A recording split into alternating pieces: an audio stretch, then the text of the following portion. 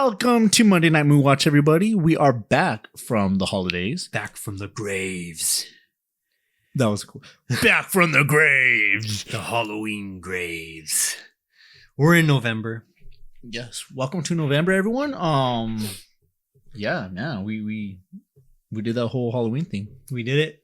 Mm-hmm. We did skits.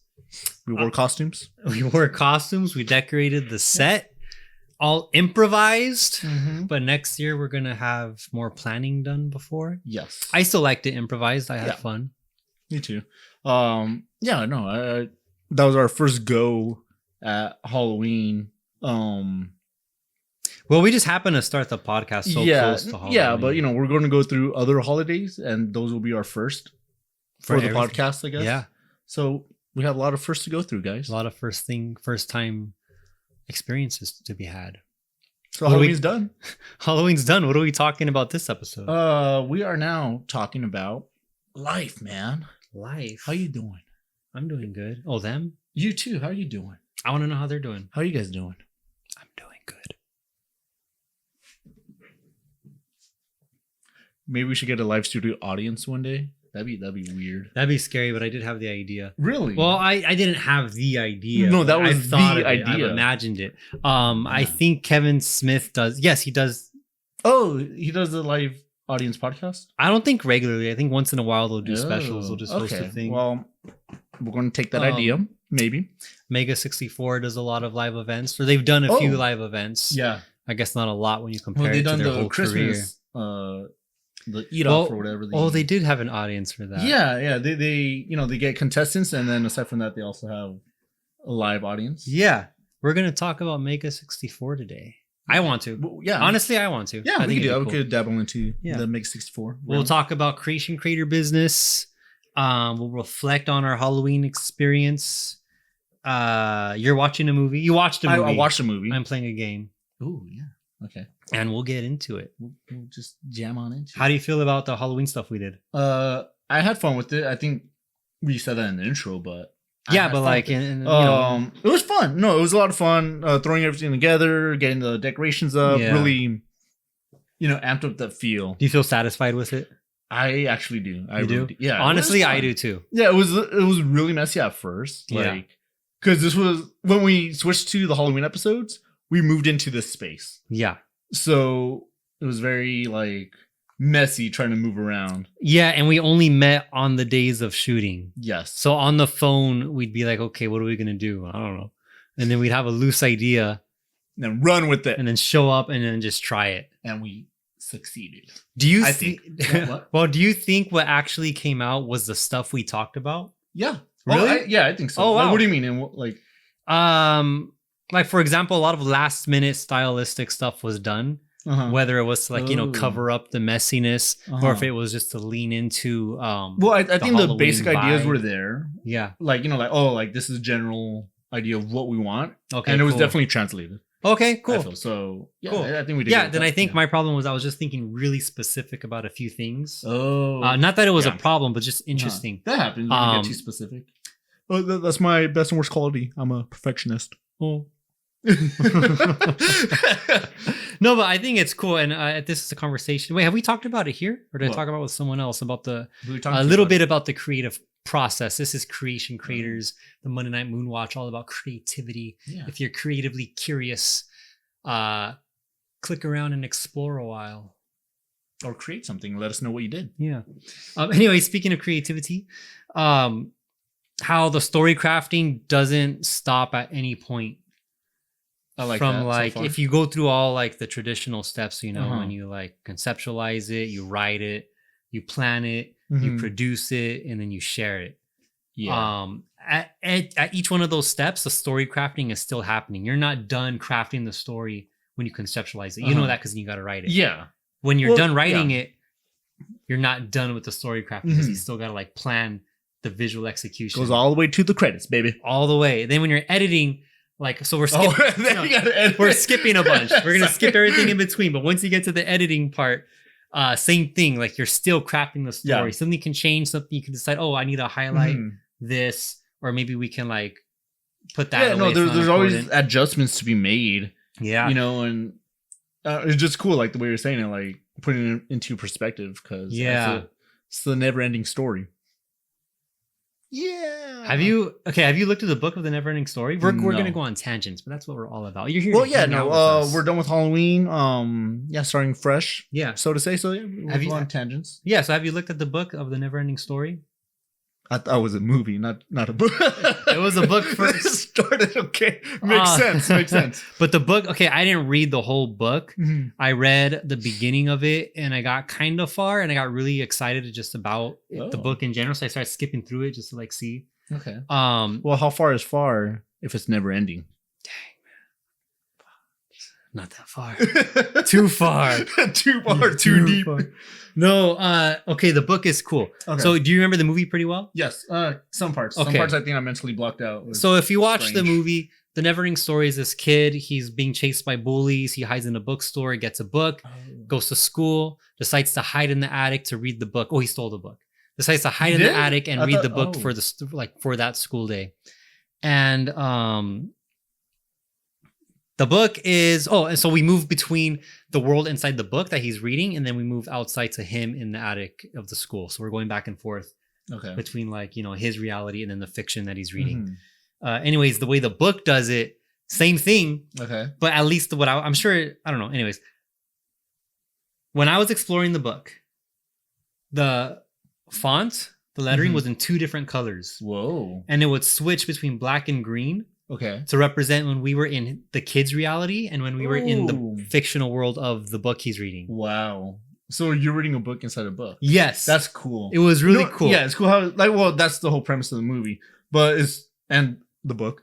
But I don't know, it's just cool how they do the different color set. Yes. So that helps a lot. Yeah, even if you don't plan on like sitting down and reading a whole book, like not everyone has that sort of like time. Mm-hmm. Just to look at it and explore and just kind of see how it plays with that, it's really cool. That's really cool. Yeah. Every now and then. Do you have it? Or did you find it somewhere? I have a digital copy. I can show it to you. No, I want paperback. We gotta steal it from the book. Give my paperback. Literature, paperback books. Could we get vocabulary? I can't think. We won't get in trouble for that tune, will we? I don't know. Well, if it happens, come after us. Come at us with ribs, dog. Come at us with the ribs. Bring them right here. Yeah, we'll talk it over ribs. Indirectly. Where were we going before the tangent? No, because you're talking about storytelling and how it goes through changes. Oh yeah, we're talking about like our Halloween skits. Yeah, so taking it back. Halloween. So we did it. The skits were pretty fun. The first skit, as you guys saw, was the Halloween curse. Yep. The beginning of the curse with the demon ghost and the elf. What'd you call it? The nightmare elf. Nightmare elf. They're both hiding in this room. If you can spot them, you can push pause and look for them now. Okay, welcome back. I was gonna start moving around a lot. Like if they pause it, they'll get me on a weird As spot. if they wouldn't miss. Oh no, just like a weird face. Yeah. But that's funny. But yeah, that was a fun skit in the beginning. Yeah. We did a skit for the last episode.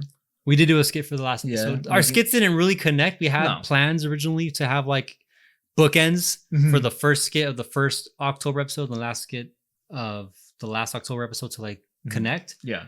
We didn't. I'm okay with it. Yeah. And still again, had fun. I would chalk that up to just us rushing in the beginning of this whole and podcast stuff. So again, we weren't like really meeting until the day of shooting. Yeah. The day we would meet. But my whole goal was to just make things feel like Halloween, at least to myself. I think we just to indulge. That. Yeah. I felt like we got people in the mood for it. They were talking about candies and that's right. Halloween. You guys commented and told us what treats to try. Yeah. That was cool. That was nice. Thank you. All more excuses for treats. Yeah. Well, yeah.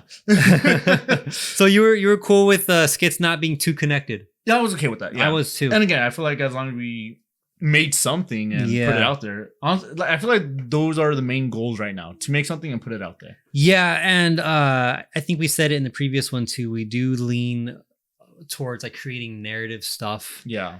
This is supposed to be like the Monday Night Moonwatch is supposed to be like kind of the check-in, hangout type area. The main channel is supposed to be where we put like more produced and scripted content. I'm okay if it leaks into here. Yeah. I told you I don't want to fight that impulse. Yeah, no, whatever comes naturally. Yeah, and whatever's realistic. We're trying not to strain ourselves. I think sometimes we are. Yeah, and that's only natural. It happens. Yeah. But yeah.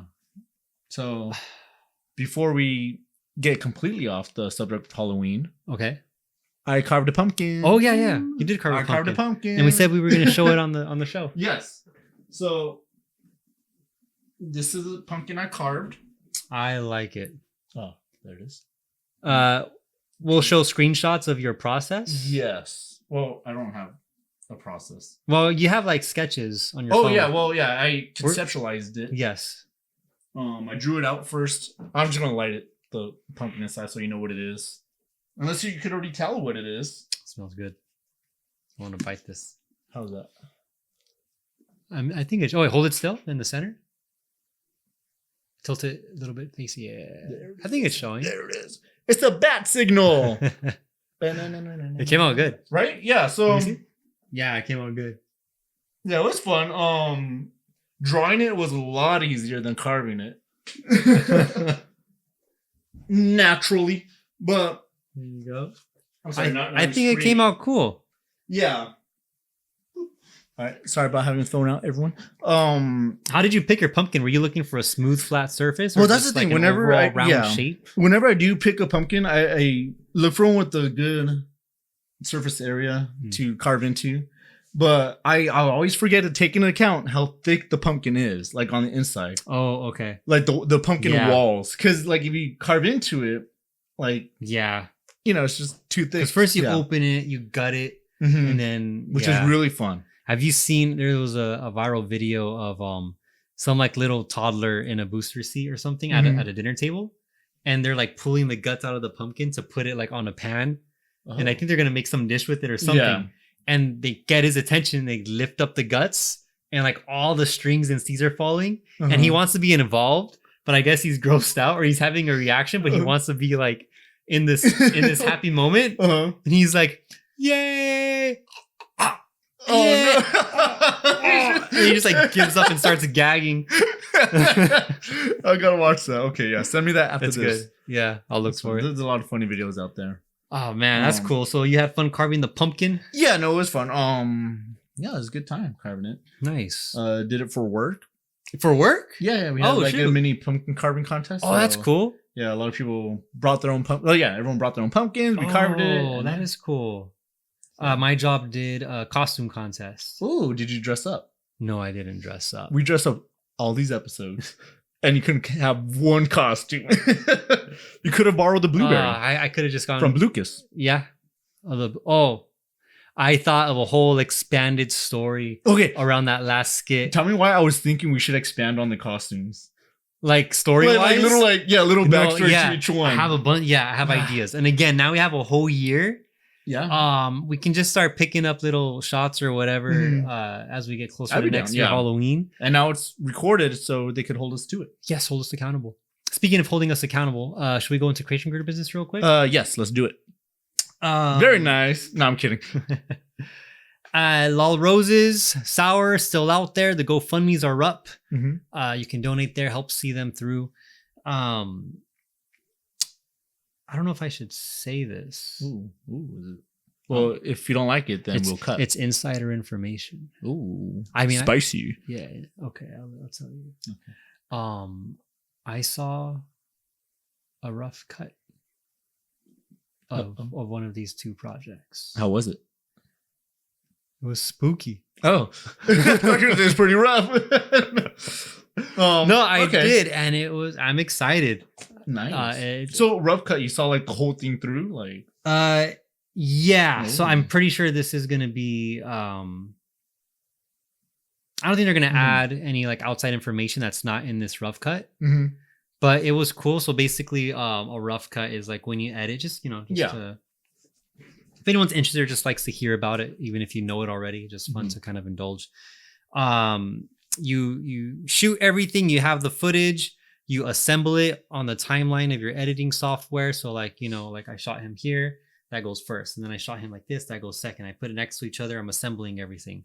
The rough cut is like the whole film with your editing choices, like where exactly you want to cut it. You know what I mean?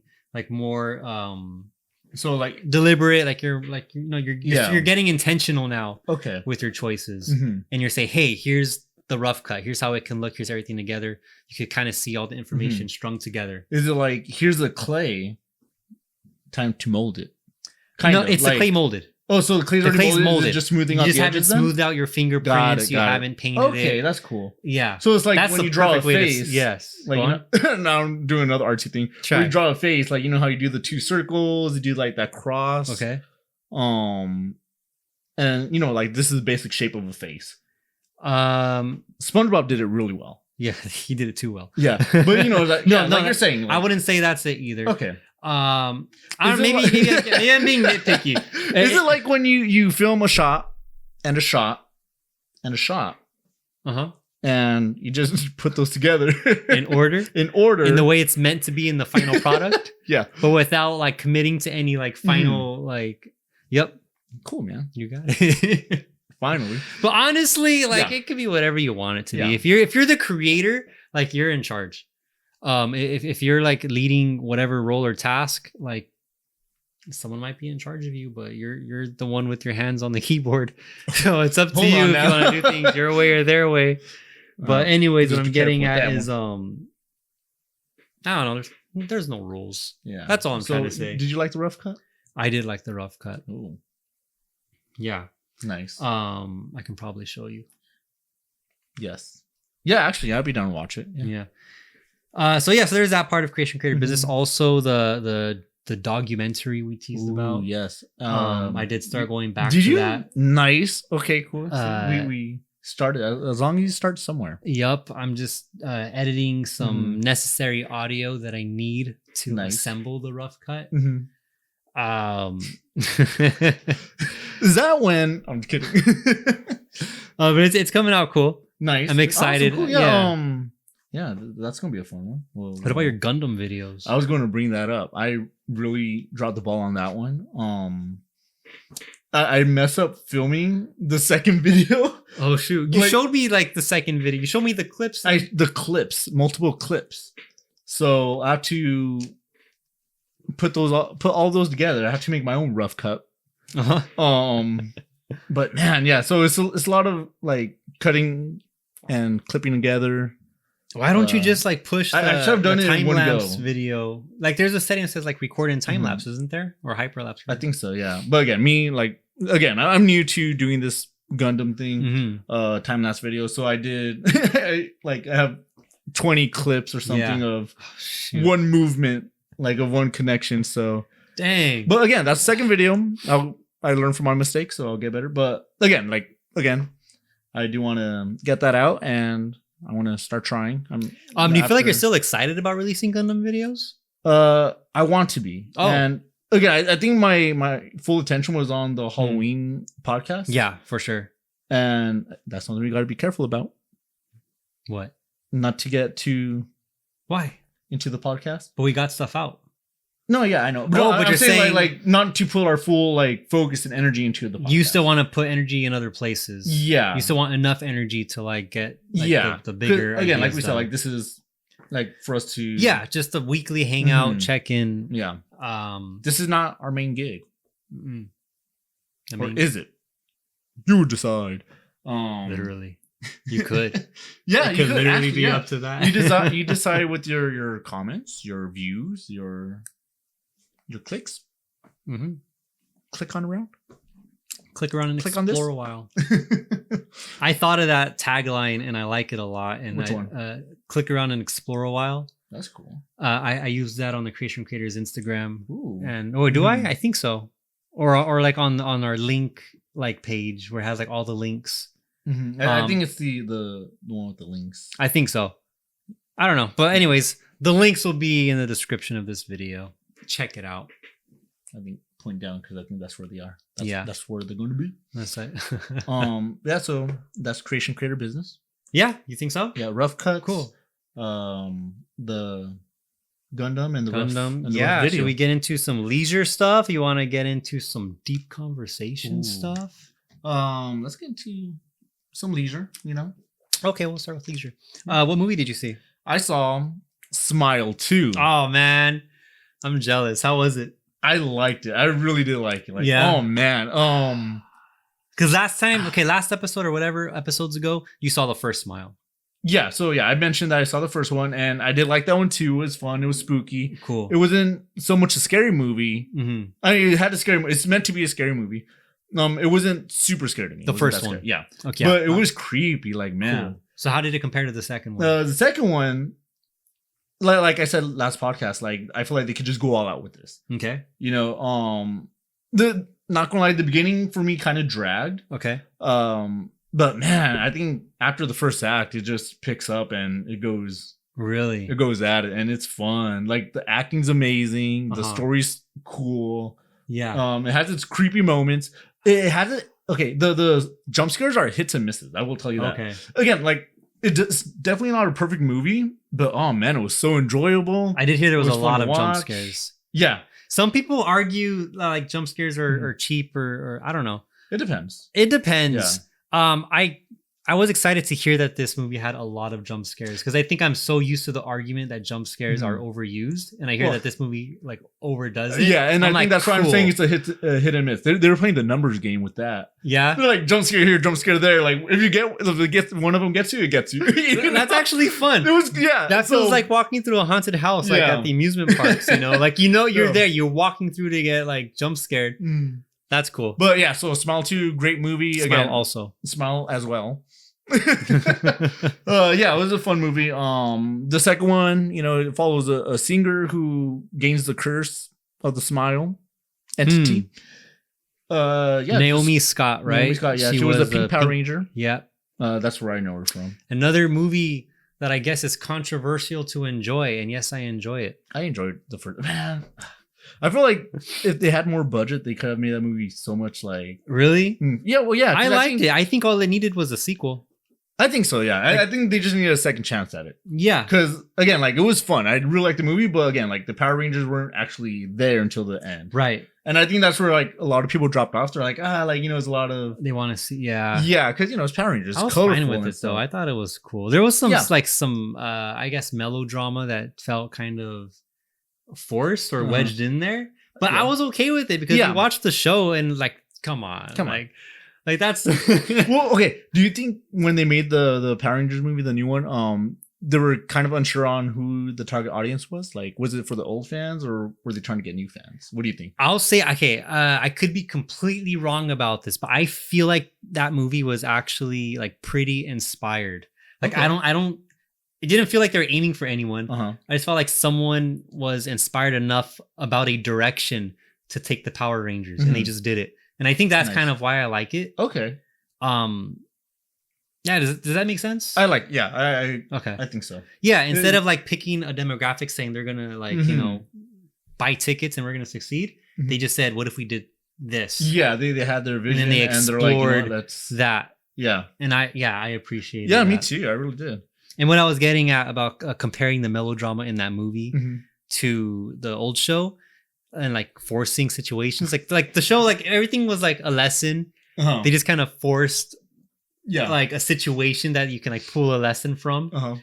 So yeah, how could you translate that into like a more serious movie?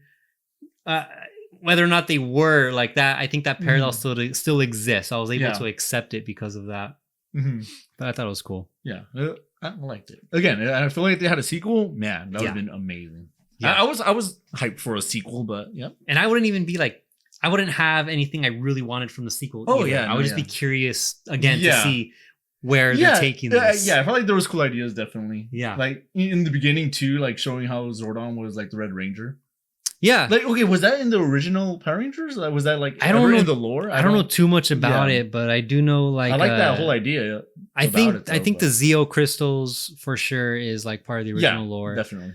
I don't think Zordon was a Power Ranger. Again, I like that whole idea. That's cool. But yeah, I don't think Rita Repulsa was a Power Ranger. No. Oh yeah, they definitely took some liberties. Yeah, for sure. Yeah, I saw Smile too. Mm-hmm. And it was a good movie. Nice. If it's in theaters, go watch it. It's well worth it, I would say. Get some popcorn. Yeah, get some popcorn. If you're watching this podcast after you watch the movie, hope you save some popcorn. Yeah. Comment how you prepared your popcorn.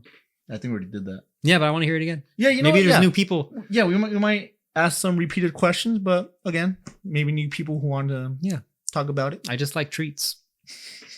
No more jelly beans though. No more jelly beans. We ate all the good ones. Yeah, they're gone. Okay, so how about you? What's your leisure? My leisure lately has been a game. I don't know if many people would call it a game. I told you I was playing this game. I sent you pictures of this game. Oh, okay, yeah, you did. Not sponsored, not like any of that, but imagine I would cry on the podcast. On the podcast. No. I'm playing the Pokemon Pocket app. So you collect Pokemon cards on your cell phone.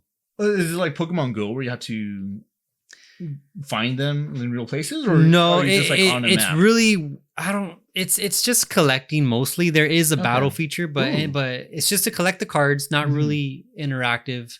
You get to open 2 packs a day, and there's like a 12-hour timer between packs. Yeah.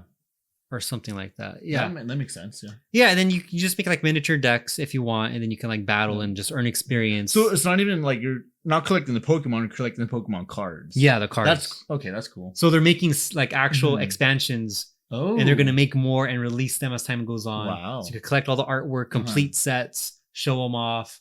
They're going to open a trading function, or that's the plan. Are you able to play online with other people? Like, yeah. I haven't tried it yet, but it's there. Yeah. Nice. That sounds really cool. No, but the game's cool, and I was cracking up over it. Why? Because it's a trading card game, and there's a lot of card games on phone apps. Yeah, have you played any of them? And they're all really cool. They do a good job of making it like interactive. They animate like the play area, the cards, and like there's sound effects. It's really like fancy. This is so straightforward, the Pokemon version. And like the screen is literally just a blank white like wall, and then you have your buttons to navigate. And the most effort they ever put that I've seen so far, like in the game, are these special cards called highlight cards. Are those like holographic? Or so that's the most rare card. A holographic card is a shiny card. Shiny. So when you get a card, it can either not be holographic, just plain, or holographic shiny, and then there's like a EX tier, and then there's a highlight tier. So I got a Mewtwo highlight tier. Ooh. And I didn't know what was happening. Yeah. And like it just came out from the pack, and then dubstep started playing. Heck yeah. And then the camera like zooms into the card and goes behind Mewtwo, and like Mewtwo's coming out of a window. Mewtwo is like a legendary Pokemon from the first generation. I'm sure everyone knows. I'm just, and if you don't, now you know. Anyways, the camera goes behind Mewtwo into the window that he's breaking out of. And then you're like in a hallway, and the camera like zooms down the stairwell, and there's dubstep blasting, and everything is like frozen in time, like glass flying everywhere. And you get to the bottom to a secret lab, and you're like at floor level, like looking up, and there's a big glass tube that like has a hole smashed to where Mewtwo came out of, and it's like epic music like pulsating, and like it kind of like freezes, and it pulls back out, and it's just your card again, and you're looking at your card. So like that, it was nuts. So it goes past the main event, which is the Pokemon itself. Yeah, just to look into the background. It was crazy. That sounds cool. Like I thought I was having a fever dream because it was late at night. The game that makes you want to get it. That makes you want to get it now. Yeah, it was funny. It cracked me up. It cracked me up so much. But anyways, that's what I'm playing. If you want to call it playing. Dang. Opening digital packs. Well, that sounds like a lot of fun. Yeah. Man, yeah, makes me want to get it. And it's funny, the day you downloaded that, I downloaded a Yu-Gi-Oh card game. That's right, because you've been. Yep. I was into Yu-Gi-Oh. All right, I am into Yu-Gi-Oh at the moment, so I downloaded that the same day, not knowing you did that. Yep. But man, I have not had an experience like that. Well, Yu-Gi-Oh game did you? I just duel. You just duel, right? I duel. No, but like you said, like it has those crazy animations where the monsters come out. Yeah, the battle is cool. Little things. But I want my dubstep. Yeah. No, this Pokemon animation was like Jumanji. Like you're in the game now. Oh my gosh. It was nuts. It blew my mind. Gosh dang. Well. Oh man. So we're reaching 30 minutes. I like the goal of keeping these under 40 minutes. Yes, me too. I think that's a golden marker right there. Yeah, even if we get to 40 by accident, fine, as long as we can like exit naturally. And again, thank you for watching all 40 thank minutes. You for if you watching. If you made it this far, then you get to see me do this. Like that. You're welcome. You're welcome. No. I wanted to talk about Mega 64. What do you think? Yes, let's talk about Mega 64 because man, they've been around for a long time. If you don't know Mega 64, like not even exaggerating, like look them up because I think they're an important part of internet history. I think so. Yeah, they were a long way before YouTube started too, right? There's a few like right. I already know. No, sorry. Yes, from before YouTube. It's a whole story. These guys went to school together. They were theater kids. They made videos for fun and they put it on public access television in their neighborhoods. And YouTube like became a thing. So they transitioned to YouTube and they've been there from then till now. So I guess you can call them like, if there's anyone else who started from like YouTube day one, they're like the longest running I think like group. And they still like feel fresh every now and then, you know? Like a lot of times like it still feels fresh. Like they're very updated. I feel like they're innovative with the things they're super innovative. Yeah. Okay, so anyways, I want to bring them up because I will admit they're a huge inspiration for this, I guess, my sense of humor. I would say your sense of humor too. I would say, there's a lot of YouTube channels and other things that shaped our humor. Yeah, they're one of them, and they're super creative, like you were saying, very innovative, because they've been able to adapt, and stay like relevant and sustainable, like as the rules have been changing on the internet and YouTube and whatever. And not to say that they're like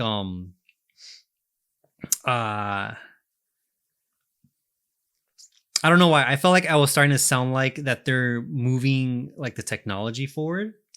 But what I'm trying to say is like they're just masters at navigating it. Yeah, no, again, like they're theater kids. They know how to entertain, you know, like they have fun with it and it translates to the audience where we have fun with it, you know? Yeah, and I think that's where I kind of get some of the confidence that we can do like theatrical things in a podcast. Yeah, you know, because like they just did it, so like why can't like we just do it? They break a lot of traditional formats, I think, especially in approach. They've done those conventions, but from their podcasts, and they'll set it up as if you're at the convention. Yeah, so it's a virtual convention, basically. And there's like a schedule of like events. And they treat it as if you're there in person. It's really cool. Yeah, that's awesome. Yeah, like they just had a Halloween. They did a Halloween thing as well. Their Hellfest, that's what they call it. They call it the Interactive Hell Festival or something. Yeah, and again, it's like they have a whole schedule of what they're doing. It's like they'll announce marathon thing. Yeah, it's cool. Yeah, I like how they announce it. Check them out. They're really cool. Yeah. Yeah, man, fudge. That's nuts.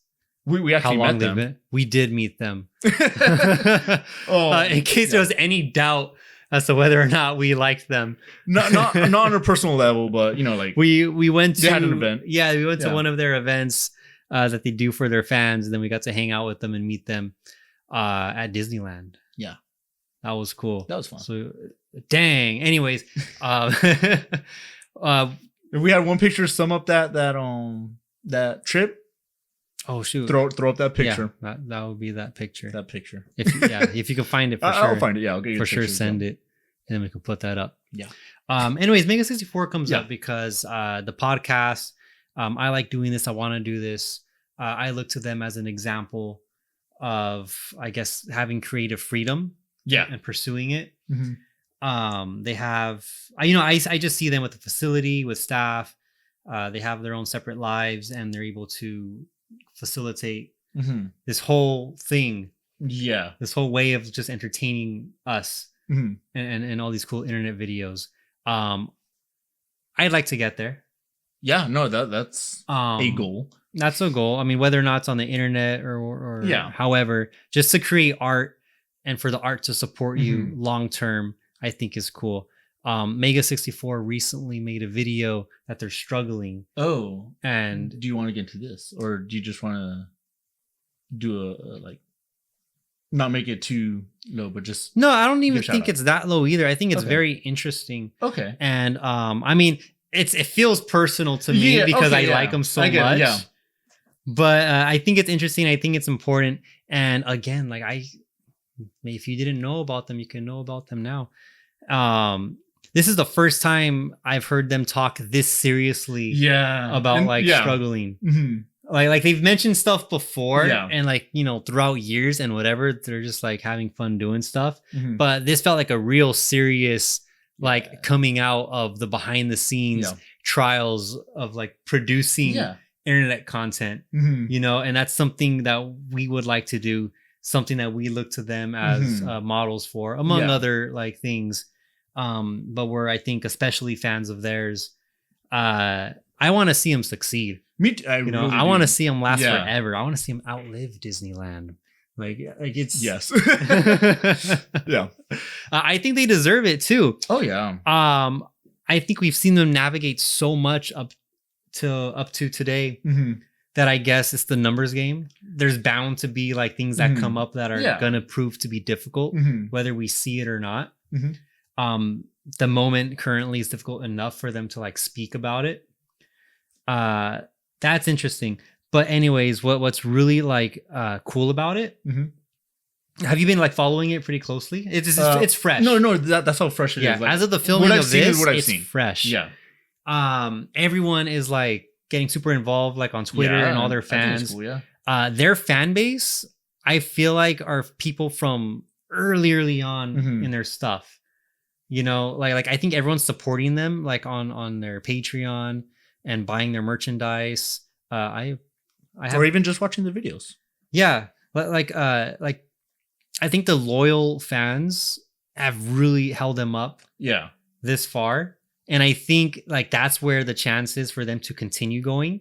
Like once they started talking about it, like that chat, they live stream it. The chat was overflowing with like people pitching, like, "Hey, here's another way I want to support you. Please do this." Yeah, you know, that's super cool. It is. I just think that shows the power in creativity and sharing it with people. Anyways, I just bring that up because it's creative. It's something I care about. What do you think? Yeah, no, you're a very good talker, and no, again, they're just real cool group, and I like everything they put out. Again, shaped a lot of our humor. Why do you think people should watch their content? I don't know. I'm like, if you're watching this, then maybe you have somewhat similar humor. Check them out. No, they're fun. And again, like the things they've done have been innovative. Like even when like COVID started, they're like, you know what? Let's turn this into like a positive kind of thing. They leaned into it.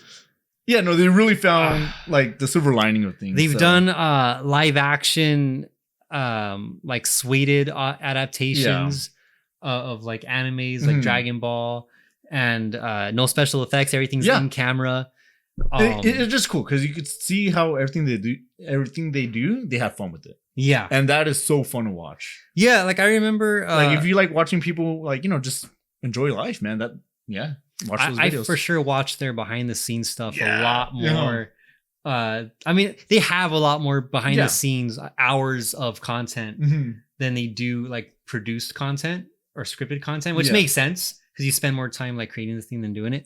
But like I can spend so much time just watching that. You know, like it's fun enough just to see them like in the process and to see creativity. It adds another layer too of just like, man, like like just being part of it, like not personally, but just like you're like kind of in their world of like how they're doing things and what their thoughts are of why they're doing it. It's cool. Yeah, it's fun. Yeah, I don't know. I just think they're worth the shout out. Mega 64, you've been shouted out. You've been shouted out. We gotta get a shout out poster like Shout out. I don't know, a little animation. But yeah, so anyways, just we talked about our interests, our Halloween debrief, our creator business. Is there anything else? Yes. Oh, what? Oh, okay. I was getting to this. No, I got to it first.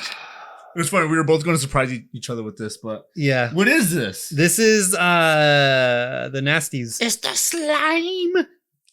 The witch's slime. The witch's slime. We're gonna end this video with with redemption. The instruction said leave it overnight to make it extra thick. It's now officially been there for a whole week. Yes. So it should be extra thick. It didn't get like, oh, did you clean the glasses? No, these are different glasses. And yes, they are clean. No dust. So clean glasses. Oh my god. Extra thick witch's slime. I'm not looking forward to this. I'm down. Let's do it. Okay. Here, you can serve yourself. Oh, okay. Okay, you serve the glasses. I want to complain about you real quick. About me? Yeah. Okay, go for it. We were filming this skit, again, improvised. I already told you this. Improvised, and Gabriel comes on and he's saying, okay, we're gonna have the witch's slime. And Gabriel's like, okay, cool. And then you're gonna say the line and you say, the witch's cauldron. He said, oh, cauldron slime.